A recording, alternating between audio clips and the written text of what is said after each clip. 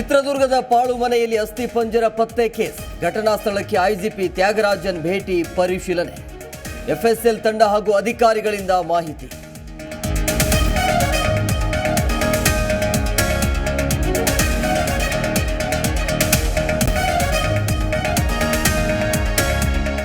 ಕರವೇ ನಾರಾಯಣಗೌಡರನ್ನ ಬಂಧಿಸಿದ್ದು ಯಾವ ನ್ಯಾಯ? ಸರ್ಕಾರ ನಿರ್ಧಾರ ಸರಿಯಲ್ಲ, ಇದು ಕನ್ನಡಿಗರಿಗಾದ ಅನ್ಯಾಯ. ಸರ್ಕಾರದ ವಿರುದ್ಧ ಸಾಹಿತಿಗಳಿಂದ ಕಿಡಿ.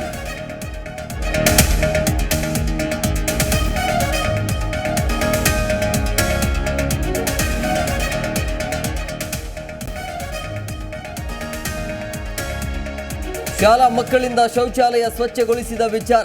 ಇದು ಶಿಕ್ಷಕರ ಜವಾಬ್ದಾರಿಯಲ್ಲ, ಎಸ್ಡಿಎಂಸಿ ಜವಾಬ್ದಾರಿ.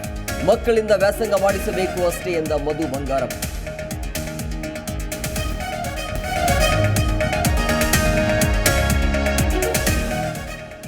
ಮೆಟ್ರೋ ಬಳಸೋ ಪ್ರಯಾಣಿಕರಿಗೆ ಸಿಹಿ ಜೊತೆಗೆ ಶಾಕಿಂಗ್. ಡಿಸೆಂಬರ್ 31ರ ರಾತ್ರಿ 1:30ರವರೆಗೆ ಮೆಟ್ರೋ ಸೇವೆ ವಿಸ್ತರಣೆ. ಟಿಕೆಟ್ ದುಬಾರಿ. ಎಂಜಿ ರಸ್ತೆಯಲ್ಲಿ ಮೆಟ್ರೋ ನಿಲ್ಲುವುದಿಲ್ಲ.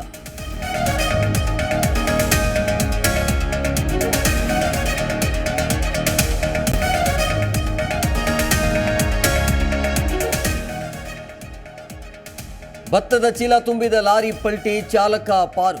ರಸ್ತೆ ತುಂಬ ಭತ್ತದ ಚೀಲಗಳು ಬಿದ್ದು ಸಂಚಾರ ಅಸ್ತವ್ಯಸ್ತ. ಸಿಂಧನೂರಿನ ಪಿಡಬ್ಲ್ಯೂಡಿ ಕ್ಯಾಂಪ್ ಬಳಿ ಘಟನೆ.